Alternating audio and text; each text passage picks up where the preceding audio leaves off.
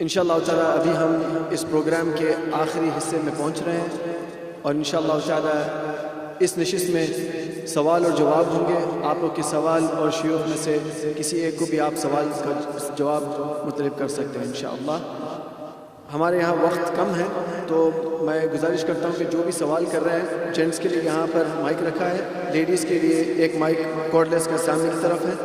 آپ اپنا نام بتائیں، آپ کا پروفیشن بتائیں اور اپنا سوال بالکل مختصر سوچ کے آئیں تاکہ اس میں زیادہ ٹائم آپ کا نہ جائے اور پھر شیوخ بھی اپنا جو ہے آپ کو سوال کا جواب دے دیں گے اور اسی پہ مطمئن ہو جائیے انشاءاللہ تعالی.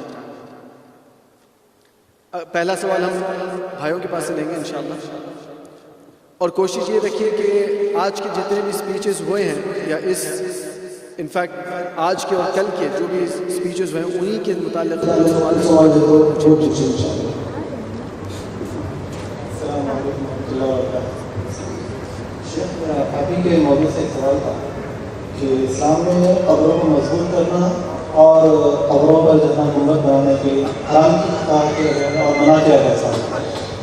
لیکن محمد بن عبد الوہاب رحمہ اللہ جب حکیم عبدالعزیز دونوں میں مل کر رہنا الحمدللہ اللہ کے نبی کی حدیث سے کہ اللہ کے نبی صلی اللہ علیہ وسلم نے علی رضی اللہ عنہ کو اخبار کا فرمایا تھا کہ اے علی تم جہاں کہیں کہ مضبوط خبر پاؤ یا زمین سے اونچی پاؤ اس سے زمین کی دعوت ہے. تب محمد بن عبد الوہاب رحمہ اللہ نے بقیع الغرقد میں جتنے قبریں کی وہ سارے توڑ کے اسے مضبوط کر دیا تھا. لیکن اللہ کے نبی کی قبر مبارک جو ہے اس کے اوپر حکومت آج بھی قائم ہے. تو شیخ اس کی وجہ کیا ہے وہ میں معلوم کرنا چاہتا ہوں. اور دوسری چیز یہ ہے کہ اسی کے اندر جو گنبد تھا وہ گنبد اگر میں ہسٹری میں پڑھا کے کبھی سفید تھا کبھی ہرا تھا کوئی پیلا تھا تو اس بارے میں ذرا بتائیے. جزاکم اللہ خیر. السلام علیکم.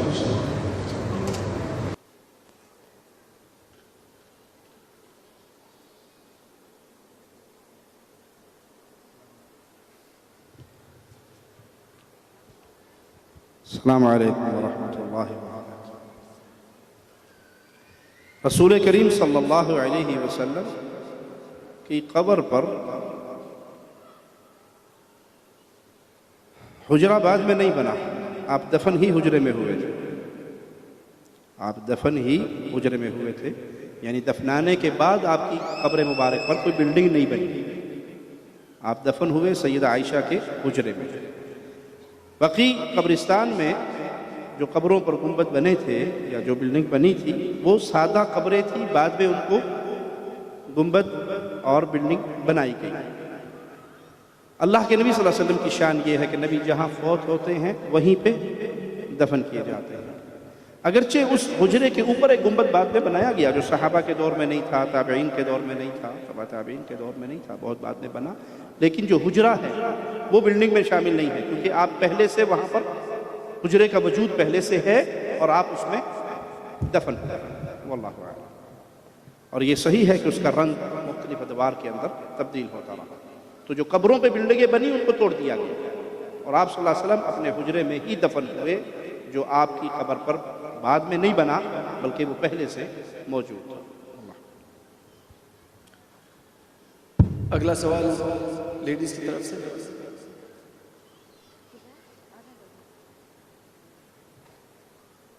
السلام علیکم ورحمۃ اللہ وبرکاتہ. میرا سوال یہ ہے کہ تلاوت کے آخر میں صدق اللہ العلی العظیم پڑھنا کیسا ہے؟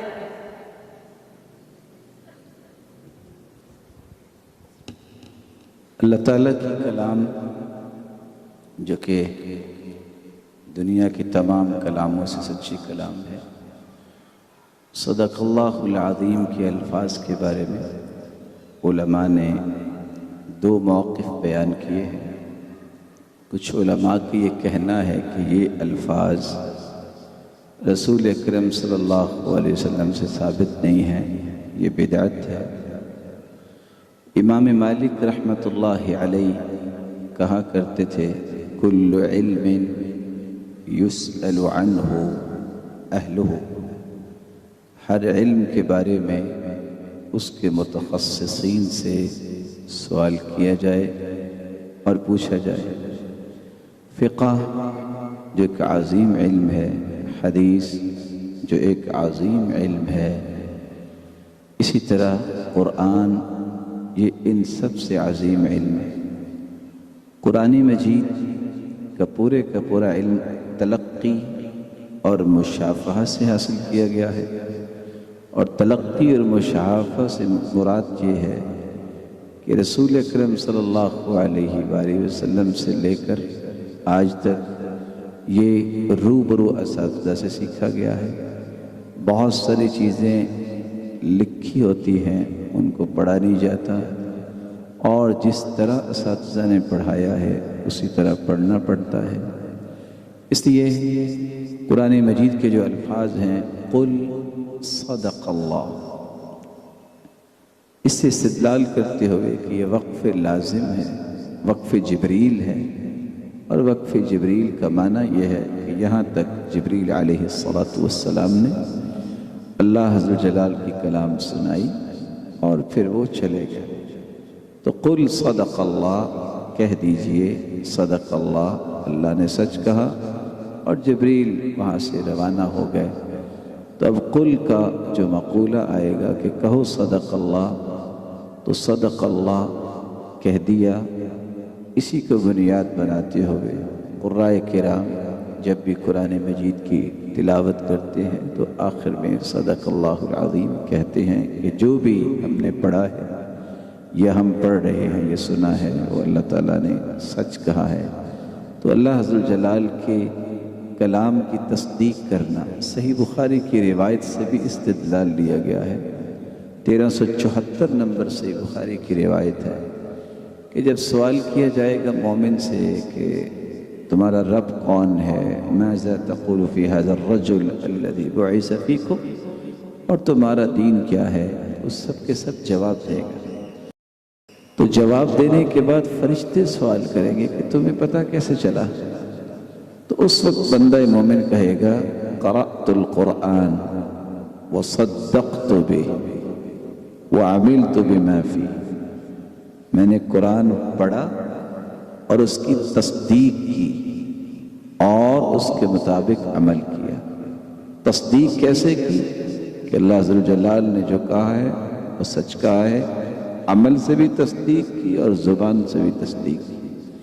اس لیے اگرچہ بعض علماء نے اس پہ سختی کی ہے کہ ہاں یہ جائز نہیں، لیکن قرائے کرام جو اسانید کے ساتھ قرآن پڑھانے والے ہیں، اور آپ نے دیکھا ہوگا کہ قرآن مجید جو عموماً پڑھائے جاتے ہیں اور لکھے بھی پرنٹ شدہ قرآن مجید ہیں، اس کے آخر میں بھی بسا اوقات لکھ دیا جاتا ہے۔ اسی طرح کے دیگر آثار جو امام سیوطی رحمہ اللہ نے نقل کیے ہیں، ان کو دیکھتے ہوئے اس کو اختیار کیا گیا ہے۔ جزاک اللہ خیر شیخ۔ اگلا سوال بھائیوں کی طرف سے۔ السلام علیکم ورحمۃ اللہ وبرکاتہ۔ سر میں روٹر قوم میں کام کرتا ہوں، میرا نام سمر سوال ہے۔ میں نے یہ پوچھنا تھا کہ غیر مسلمانوں کو ان کے تہوار کو وش کرنا کیسے، یا ان کو رپلائی دینا، یا ان سے کھانے پینے کی اشیاء لینا؟ جزاک اللہ۔ وعلیکم السلام ورحمۃ اللہ وبرکاتہ۔ کفار کے تہوار میں شریک ہونا اہل ایمان کے لیے جائز نہیں ہے۔ جو ان کا مذہبی تہوار ہے، اس کے پیچھے ان کا عقیدہ ہے، آپ ایک ایسے تہوار میں شریک ہوتے ہیں جو اس بنیاد پہ ہے کہ نعوذ باللہ عیسیٰ اللہ کے بیٹے ہیں، اور آپ اس پہ ان کو مبارکباد دیتے ہیں، تو آپ اس گناہ میں شریک ہیں اور اس عقیدے کو یا اس نظریے کو یا اس سوچ کو تسلیم کر رہے ہیں کہ میں بھی اس کو مانتا ہوں اور اس میں شریک ہوتا ہوں۔ لہذا کفار کے مذہبی پروگراموں میں، ان کی خوشیوں میں شریک ہونا درست نہیں ہے۔ اللہ اعلم۔ اگلا سوال بہنوں کی جانب سے۔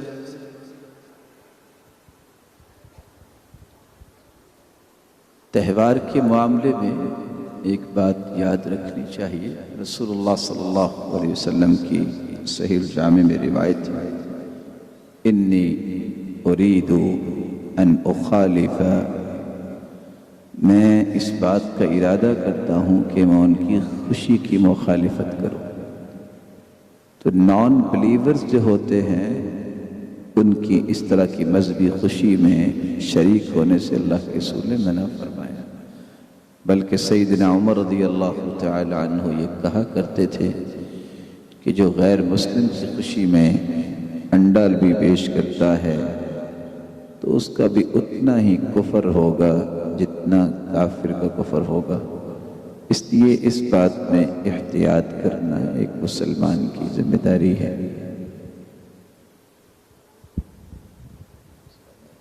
میں نے اپنا سوال رکھا۔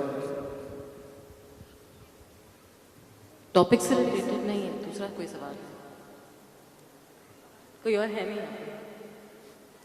تو اگر ٹاپک سے ریلیٹڈ نہیں ہے سوال پوچھیں آپ کا، شیوخ اگر مناسب سمجھتے ہیں جواب دیں گے۔ بہن پوچھتی ہیں، نبی نے کہا اوندھے نہیں سونا جہنمی ہے، ایسا کیوں ہے؟ اوندھے نہیں سونا، اوندھے نہیں سونا، اس کے اوپر کیا یہ حرام ہے؟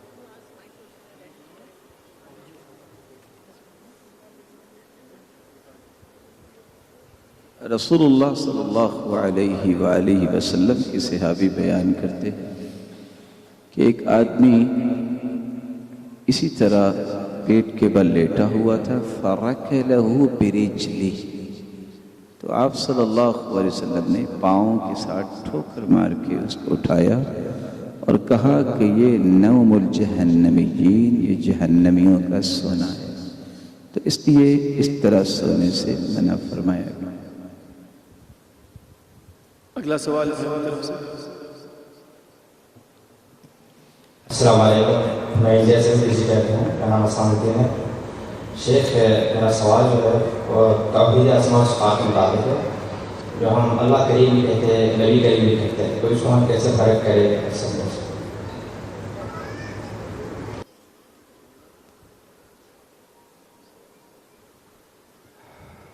بعض صفات ایسی ہیں جو اللہ خالق مخلوق کے اندر بھی ہیں۔ اللہ نے اپنے نبی کو رؤوف کہا، رحیم کہا، تو وہ مخلوق کی صفات ہیں، خالق کی نہیں۔ خالق کی جو صفات ہوگی وہ خالق کے ساتھ ہی بات ہے، لیکن جو مخلوق کی صفات ہے اس کا دائرہ وہ مخلوق والا ہے۔ آپ بھی دیکھ رہے ہیں، خالق و مالک بھی دیکھتا ہے، ہمارا دیکھنا اور خالق کا دیکھنا، ہمارا سننا اور خالق کا سننا، تو وہی معاملہ اس میں ہے۔ جب اللہ کو کریم کہا جائے گا تو اس میں وہ کرم ہے جو خالص اللہ کی ذات کے ساتھ ہے، اور جب نبی کریم صلی اللہ علیہ وسلم کے بارے میں ایسے لفظ کہے جائیں تو وہ مخلوق کا ہے۔ آپ مخلوق ہیں اور آپ کے ساتھ وہی دائرہ اس پہ استعمال ہے، واللہ اعلم۔ ویسے بھی یہ شبہ اس وقت انسان کے سامنے آتا ہے جب وہ صرف الفاظ کو دیکھتے ہوئے پریشان ہوتا ہے۔ آپ کو یاد ہے کہ اللہ ذو الجلال کے پیارے پیغمبر نے خود فرمایا تھا کریم ابن الکریم۔ اب وہ سارے کے سارے انبیاء ہی ہیں جن کو کریم کہا گیا، یہ تو انبیاء کی ذات ہے، خود اللہ کے رسول کا فرمان ہے، اور حسن بصری رحمۃ اللہ علیہ سے بلکہ روایت ہے موقوفاً کہ وہ کہا کرتے تھے کہ عبداللہ بن مسعود رضی اللہ تعالیٰ نے یہ کہا کہ صبر جو ہے یہ ایک ایسا خزانہ ہے خیر کا، لا یعطی اللہ الا لعبد کریم عندہ، کہ صبر اس خیر کے خزانے سے اللہ تعالیٰ نوازتے اس کو ہیں جو اللہ کے ہاں کریم ہوتا ہے، معزز ہوتا ہے۔ ہاتھی کے پاؤں اور چیونٹی کے پاؤں میں لفظ پاؤں تو مشترک ہے، لیکن ہاتھی کا پاؤں اور چیونٹی کا پاؤں ایک جیسا نہیں ہوتا۔ اسی طرح الفاظ کے اتفاق سے اس کی ماہیت اور حقیقت ایک جیسی نہیں ہوتی۔ جس طرح خالق اور مخلوق میں کوئی برابری نہیں ہو سکتی، اس طرح اس کے ناموں اور صفات میں برابری نہیں ہو سکتی، اور نہ ہی ان ناموں کے مفاہیم میں برابری ہو سکتی ہے۔ اللہ تعالیٰ کے نام اور صفات ایسی ہیں کہ ما یلیق بعظمتہ وشأنہ، جیسے اس کی عظمت اور شان کو لائق ہے، اور مخلوق کی صفات وہ ہیں جو اللہ ذو الجلال نے پیدا کی اور ان کے اندر وہ صفات رکھی۔ تو خالق اور مخلوق کے صفات میں اور ناموں میں اور ذات میں، یہ تینوں میں اسی طرح کی فرق ہے جو کہ ہم سمجھتے ہیں کہ ایک خالق ہے اور باقی ساری مخلوق۔ وقت کی کمی سے انشاءاللہ تعالی ہم آخری 2 ہی سوال دے پائیں گے، تو پھر لیڈیز کی طرف سے ایک سوال ہوگا اور پھر آخری سوال بھائیوں کی جانب سے۔ السلام علیکم ورحمۃ اللہ وبرکاتہ۔ میرا سوال یہ ہے کہ میری ایک دوست ہے جو یہ کہتی ہے کہ تشہد میں انگلی ہلانا اور رفع الیدین کرنا ابو حنیفہ کے قریب نہیں ثابت ہے، تو اسے یہ کیسے بتایا جا سکتا ہے کہ محمدی ہونے کے ناطے سنت کی اہمیت کتنی ہوتی ہے، سب سے زیادہ کیسے اس کو ثابت کر سکے؟ ایک بار پھر سے اپنا سوال مختصر سے انداز میں اس کو رکھیں۔ رفع دین اور تشہد میں جو انگلی ہلانے کی جو حرکات ہے، وہ ہم جو نہیں کرتے ہیں جو لوگ، اور کہتے ہیں کہ ہم 4 امام میں سے کسی ایک امام کو مانتے ہیں، جس میں وہ ثابت نہیں ہے، جو ان کے قریب محمدی ہونے کے ناطے بھی ثابت نہیں ہے، وہ یہ کہتے ہیں، تو ان کو یہ یقین کیسے دلائے کہ نبی کی سنت سب سے زیادہ اہمیت رکھتی ہے 4 امام سے بھی زیادہ؟ اس سوال کو میں 3 حصوں میں تقسیم کروں گا، اور یہ ایک عمدہ سوال ہے۔ مجھے امید ہے کہ اگر آپ 2 سے 3 منٹ اگر توجہ سے آپ میرے ساتھ رہیں گے تو آپ انشاءاللہ اس بات کو سمجھنے میں بڑی آسانی محسوس کریں گے۔ ہمارا ایمان اور عقیدہ یہ ہے کہ اللہ کے رسول صلی اللہ علیہ وسلم سے بڑھ کے دنیا میں کوئی انسان اللہ نے پیدا نہیں کیا۔ امام ابو حنیفہ رحمۃ اللہ علیہ وہ خود کہا کرتے تھے اذا صح الحدیث فهو مذہبی، جو صحیح حدیث ہے وہ میرا مذہب ہے۔ رفع الیدین کے بارے میں 1 نہیں 2 نہیں 210 روایتیں رسول اللہ صلی اللہ علیہ وسلم سے ثابت ہیں کہ آپ صلی اللہ علیہ وآلہ وسلم جب نماز پڑھتے تو صحابہ کرام کیا بیان کرتے ہیں؟ رفع یدیہ حذو منکبیہ، آپ اپنے کندھوں کے برابر اپنے ہاتھوں کو اٹھا لیتے، او حیال اذنیہ، یا اپنی کانوں کی لو کے برابر۔ اگر یہ صحیح بخاری کی روایت ہے، اور 1 نہیں، صحیح بخاری میں کتنی روایتیں ہیں، صحیح مسلم میں ہیں، تو امام ابو حنیفہ رحمۃ اللہ علیہ بھی کہتے ہیں کہ جو صحیح حدیث ہے وہ میرا مذہب ہے۔ تو جن کو سچی محبت ہے امام ابو حنیفہ رحمۃ اللہ علیہ سے، تو ان کو بھی ان کی بات مانتے ہوئے صحیح بخاری اور صحیح مسلم اور دیگر صحیح احادیث کی روشنی میں رفع الیدین کرنی چاہیے۔ ایک لفظ بولا جاتا ہے تشہد، تشہد کا مطلب ہوتا ہے گواہی دی، ایک عورت نے یا گواہی دی تو نے، یہ لفظ ہے تشہد۔ تو تشہد میں انگلی کو جب اٹھاتے ہیں، ایک وہ آپ نے سنا ہوگا کہ جب اشہد ان لا الہ الا اللہ کہتے تو اس وقت آپ کو انگلی اٹھانی چاہیے، یہ منکر روایت ہے۔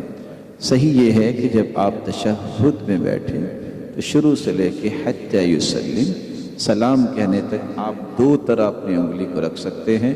یا تو یہ ہے کہ آپ آہستہ آہستہ اس کو حرکت دیتے رہیں، یا یہ ہے کہ تھوڑا سا اس کو خم دے کے آپ اس کو کھڑا بھی رکھ سکتے ہیں، اور دونوں روایتیں ہی صحیح ہیں۔ آخری بات جو تیسری میں آپ کی خدمت میں پیش کرنا چاہتا ہوں، معاشرے کے اندر یہ جو رویہ اس وقت اختلاف کا ہے، افتراق کا ہے، تفرقے بازی کا ہے، اس کو کیسے دور کیا جا سکتا ہے؟ نہ یہ لڑائی سے دور ہوگا، نہ یہ گالی گلوچ سے ہوگا، نہ اختلاف سے ہوگا، یہ بھی قرآن و سنت کی روشنی میں سمجھنے سے ہوگا۔ اب دیکھیے، آپ کے علم میں ہے کہ رسول اللہ صلی اللہ علیہ وسلم 10 ہجری کو اللہ کے پاس چلے گئے۔ امام ابو حنیفہ رحمۃ اللہ علیہ یہ 80 ہجری کو پیدا ہوئے ہیں، اور 150 ہجری کو یہ اللہ کے پاس چلے گئے۔ امام مالک رحمۃ اللہ علیہ یہ 93 کو پیدا ہوئے ہیں، اور 179 کو یہ بھی اللہ کے پاس چلے گئے۔ امام شافعی رحمۃ اللہ علیہ یہ 150 کو پیدا ہوئے ہیں، اور 204 کو یہ اللہ کے پاس چلے گئے۔ امام احمد بن حنبل رحمۃ اللہ علیہ یہ 163 کو پیدا ہوئے ہیں، اور 241 کو یہ اللہ کے پاس چلے گئے۔ میں بتانا یہ چاہتا ہوں، یہ اللہ تعالیٰ کا فیصلہ ہے کہ جب بھی انسان پیدا ہوتا ہے اس کی میچورٹی تک کچھ وقت لگتا ہے۔ اگر 80 ہجری کو امام ابو حنیفہ رحمۃ اللہ علیہ پیدا ہوئے ہیں تو بلا شبہ کو 20 سال میں ان کے علم کے اور ان کی دانش اور ان کی عقل بندی کے جاننے والے وہ لوگ، ان کی پیروکار جو ہے، ان کو حنفی کہا جانے لگا، گویا کہ یہ ابتدا 100 کے لگ بھگ. اگر امام مالک 93 کو پیدا ہوئے ہیں تو 20 سال کا آپ اضافہ کر لیجئے. میں نے ویسے 20 کہا ہے، وگرنہ احناف تو کہتے ہیں سن رشد 25 سال کی ہوتی ہے. تو 93 کو پیدا ہوئے تو 113 تک مالکی دنیا میں سامنے آئے. جو فالورز تھے امام مالک کے ان کو مالکی کہا جانا. امام شافعی اگر 150 کو پیدا ہوئے ہیں تو 170 تک فالورز کو شافعی کہا جانے لگا. امام احمد بن حنبل رحمۃ اللہ علیہ 163 کو پیدا ہوئے ہیں تو 183 تک ان کے فالورز کو حنبلی کہا جانے لگا. صرف 3 سوال ذہن میں لائیے کہ اللہ کے رسول صلی اللہ علیہ وسلم کے دنیا سے رخصت ہو جانے کے بعد 80 ہجری کو تو امام ابو حنیفہ رحمۃ اللہ علیہ پیدا ہوئے ہیں. یہ اللہ کے رسول صلی اللہ علیہ وسلم کی زندگی میں اور آپ کی زندگی کے بعد صحابہ کے دور میں، اور 80 ہجری تک لوگ کون تھے؟ حنفی تھے. اس وقت تک تو امام ابو حنیفہ رحمۃ اللہ علیہ پیدا ہی نہیں ہوئے. کیا وہ مالکی تھے؟ اس وقت تک تو امام مالک رحمۃ اللہ علیہ پیدا ہی نہیں ہوئے، وہ تو 93 کو پیدا ہوئے. کیا وہ شافعی تھے؟ اس وقت تک تو امام شافعی رحمۃ اللہ علیہ پیدا نہیں ہوئے کیونکہ وہ بھی 150 میں پیدا ہوئے. کیا وہ حنبلی تھے؟ وہ بھی 163 میں امام احمد بن حنبل رحمۃ اللہ علیہ پیدا ہوئے ہیں. وہ تو امام پیدا نہیں ہوئے تھے، فالورز کہاں سے آنے تھے؟ یہ پہلا سوال غور سے انسان کو اپنے آپ سے پوچھنا چاہیے. دوسری بات، کیا جو 80 ہجری سے پہلے پیدا ہوئے، اسلام پہ زندگی گزاری، فوت ہو گئے، وہ جنت میں جائیں گے؟ صحابہ بھی ہیں، تابعین ہیں. جنت میں جائیں گے کہ نہیں جائیں گے؟ اگر وہ جنت میں جائیں گے قرآن پہ عمل کرتے ہوئے، حدیث پہ عمل کرتے ہوئے، اور ان چاروں فرقوں میں سے کسی کی طرف انہوں نے نسبت نہیں کی کیونکہ یہ تھے ہی نہیں، تو آج آپ بھی اگر بغیر لڑائی کے، بغیر فساد ڈالے، قتل و غارت اور گالی گلوچ اور بدتمیزی کرنے کے بغیر قرآن و سنت کے مطابق آپ زندگی گزاریں، سب علماء فقہا کا احترام کرتے ہوئے آپ اگر عمل کرتے ہیں تو رب تعالیٰ مجھے اور آپ کو بھی جنت دیں گے.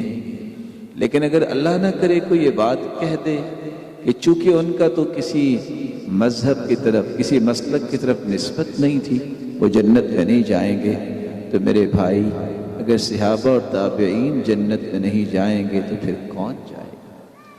اس لیے ہمیشہ اس بات کو ذہن میں رکھیے کہ یہ تفرقے لوگوں کے بنائے ہوئے ہیں.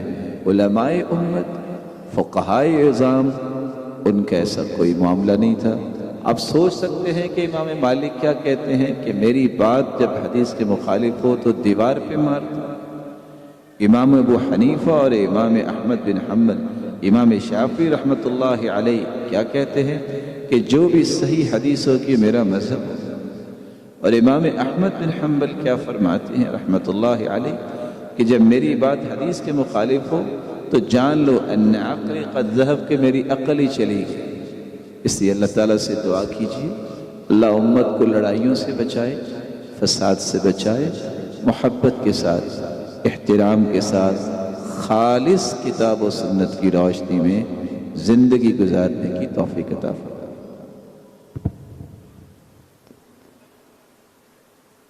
السلام علیکم. ابو داؤد کے اندر ایک حدیث ہے کہ ایک صحابی نماز پڑھی تو وہ اپنا جو دیوبند اپنی شلوار جو ہے وہ کرنے سے نیچے لٹکا کے پڑھ رہے تھے، تو حضور صلی اللہ علیہ وسلم نے ان کو بھیجا کہ جاؤ وضو کر کے آؤ. ایک بار، دوسری بار اور 3 بار انہوں نے اس کو بھیجا کہ جاؤ وضو کر کے آؤ. اور دوسرے صحابی سے انہوں نے حضور صلی اللہ علیہ وسلم سے پوچھا کہ آپ نے ایسا کیوں کیا؟ تو حضور صلی اللہ علیہ وسلم نے فرمایا کہ جو شخص اپنا دیوبند اپنی شلوار کرنے سے نیچے لٹکا کے نماز پڑھتا ہے تو اس کی اللہ تعالیٰ نماز قبول نہیں کرتا ہے.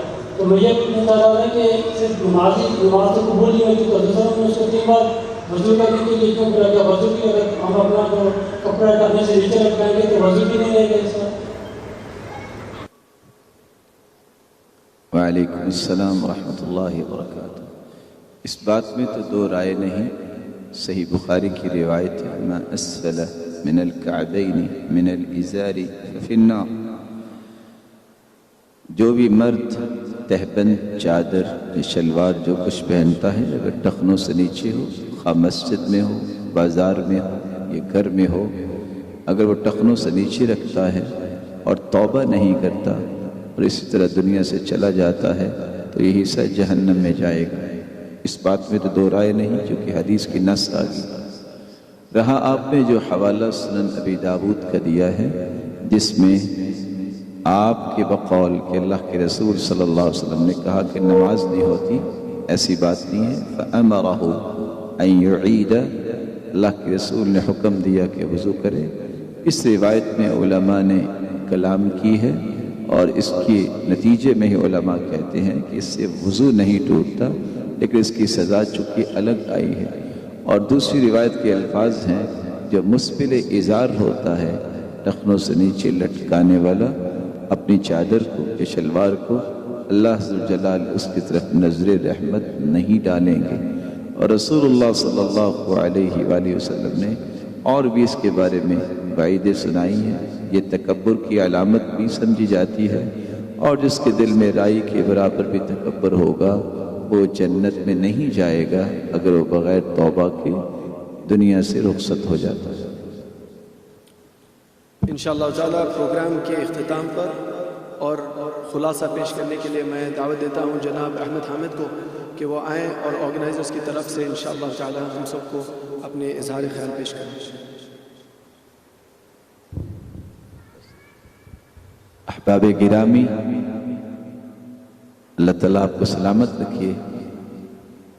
آپ کے چند لمحات ہی میرے محترم اور مکرم حامد بھائی کو چاہیے ہوں گے، اب 2 منٹ ذرا تشریف رکھیے۔ یہ بھی سیرت کا ایک حصہ ہے کہ مہمان جب آتا ہے تو جب اس نے جانا ہوتا ہے تو اجازت لے کے جاتا ہے۔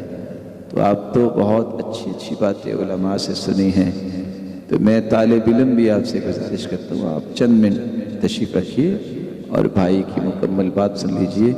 ویسے آپ کے سوال تو ختم ہو گئے، ہمارا تو جی چاہتا ہوتا ہے کہ دین کے مجلس لگی رہے، تو بہت لمبی ہو جائے مجلس، تو کتنا ہی انسان کو دین سیکھنے اور سکھانے میں لذت ملتی ہے۔ ایک سوال میں بھی آپ سے کر سکتا ہوں اگر اجازت ہو؟ آپ سے میں بھی سوال کر سکتا ہوں بھائی ہونے کے ناطے سے؟ ہو سکتا ہے چاند ہی چھوٹے مجھ سے ہوں گے، باقی تو سارے محترم ہی بیٹھے ہیں۔ کر سکتا ہوں سوال؟ بولتے نہیں، لگتا ہے بھوک لگی۔ اچھا،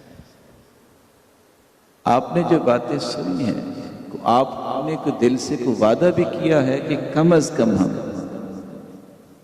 زندگی میں ایک مرتبہ اللہ کے رسول صلی اللہ علیہ وسلم کی سیرت کی کوئی کتاب پوری کی پوری ضرور پڑھیں۔ آپ نے عہد کیا اپنے دل میں؟ آپ نے تو ماشاءاللہ پہلے بھی پڑھی ہوگی، ان سے ذرا کھلوانے دیجیے انشاءاللہ بولیں انشاءاللہ۔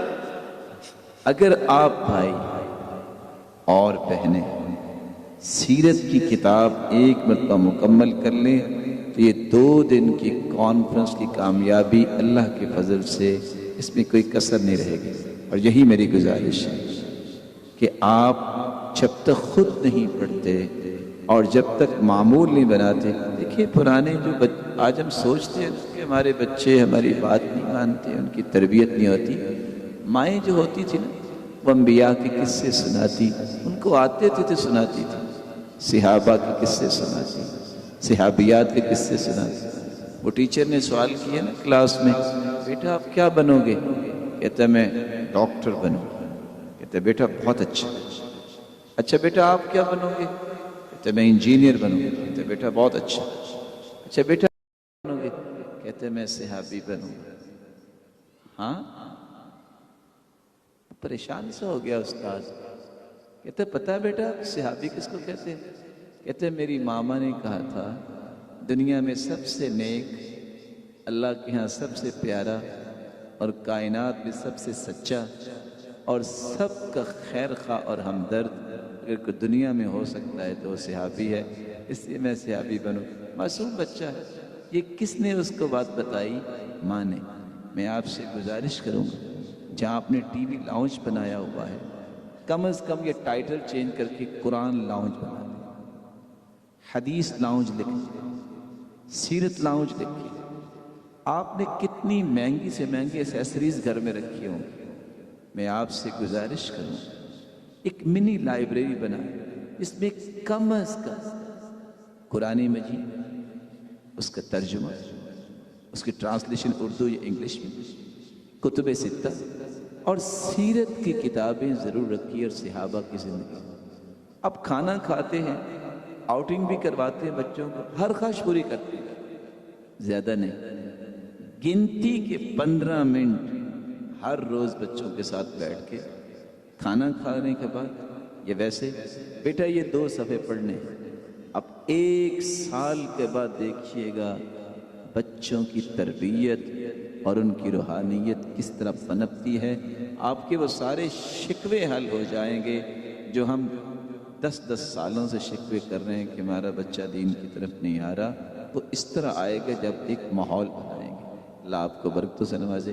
بہت معذرت شیخ محترم، آپ کی بات میں ماشاءاللہ شیخ نے میری دوسری بات نے بتا دی آپ نے آلریڈی، جو میں بھی اسی کو لے کر آیا تھا کہ بے شک یقیناً آپ کا یہاں ہونا نبی کریم صلی اللہ علیہ وسلم کی محبت کا ایک سابق یا ایک انجام ہے، یعنی آپ ایک دلیل دیتے ہیں کہ آپ کی یقیناً نبی کریم صلی اللہ علیہ وسلم سے محبت ہے، اسی لیے ہم جمع ہوئے ہیں۔ لیکن منتظمین کی طرف سے ایک میسج، ایک پیغام آپ تک پہنچاتا ہوں کہ یہ 2 دن کی محبت ہمیں نہیں کرنی چاہیے، لیکن پوری زندگی بھر ہمیں نبی کریم صلی اللہ علیہ وسلم کی محبت کرنی چاہیے، اور اس کا سب سے پہلا جو مرحلہ ہوگا وہ نبی کریم صلی اللہ علیہ وسلم کی سیرت کو پڑھنا ہوگا۔ تو انشاءاللہ آپ سب یہ اللہ رب العزت سے وعدہ کرتے ہیں کہ انشاءاللہ کل سے ہی سیرت النبی کی ایک کتاب مکمل انشاءاللہ فل پلان کے ساتھ پڑھیں گے انشاءاللہ۔ آواز نہیں آ رہی ہے، صرف خوشبو آ رہی ہے افغان کباب سے، بس آواز نہیں آ رہی ہے۔ پڑھیں گے انشاءاللہ الحمدللہ۔ سب سے پہلے اللہ سبحانہ و تعالیٰ کا ہم شکر ادا کرتے ہیں کہ اللہ کی مدد سے، اللہ کے فضل اور رحم سے ہم اس کانفرنس کو آپ تک لائے ہیں، اور ہم شکر ادا کرتے ہیں حکومت دبئی کا، Islamic affairs and charitable activities department کا، جس نے ہمیں تصریح دی، جس نے ہمیں اپروول دیا اس پروگرام کو آپ تک لانے کا۔ اور بے شک ہم ہمارے شیوخ کا شکر ادا کرتے ہیں اور ان کے حق میں دعا کرتے ہیں کہ اللہ سبحانہ و تعالیٰ ان کی زندگیوں میں برکتوں کا نزول کر دے، آپ کی قربانیوں کو اللہ سبحانہ و تعالیٰ قبول کر آپ کو دنیا اور آخرت میں عزت سے بخش دے انشاءاللہ۔ ہم آپ سب کا بھی تہ دل سے شکر ادا کرتے ہیں، اور اللہ سبحانہ و تعالیٰ سے یہ دعا کرتے ہیں کہ اللہ سبحانہ و تعالیٰ نے جو یہ موقع دیا کانفرنس امن کی راہ نبی کریم صلی اللہ علیہ وسلم کی محبت کی تھیم پر، ہمارے سینوں میں انشاءاللہ نبی کریم صلی اللہ علیہ وسلم کی محبت ڈال دے، حتیٰ کہ ہماری آخری سانس بھی ہوگی وہ لا الہ الا اللہ پر ہوگی، محمد رسول اللہ پر ہوگی، جیسا اللہ سبحانہ و تعالیٰ نے فرمایا وَاعْبُدْ رَبَّكَ حَتَّى يَأْتِيَكَ الْيَقِينُ، رب کی عبادت کرو حتیٰ کہ تمہیں موت آ جائے۔ وَآخِرُ دَعْوَانَا أَنِ الْحَمْدُ لِلَّهِ رَبِّ الْعَالَمِينَ سُبْحَانَ رَبِّ الْعِزَّةِ عَمَّا يَصِفُونَ وَسَلَامٌ عَلَى الْمُرْسَلِينَ وَالْحَمْدُ لِلَّهِ رَبِّ الْعَالَمِينَ۔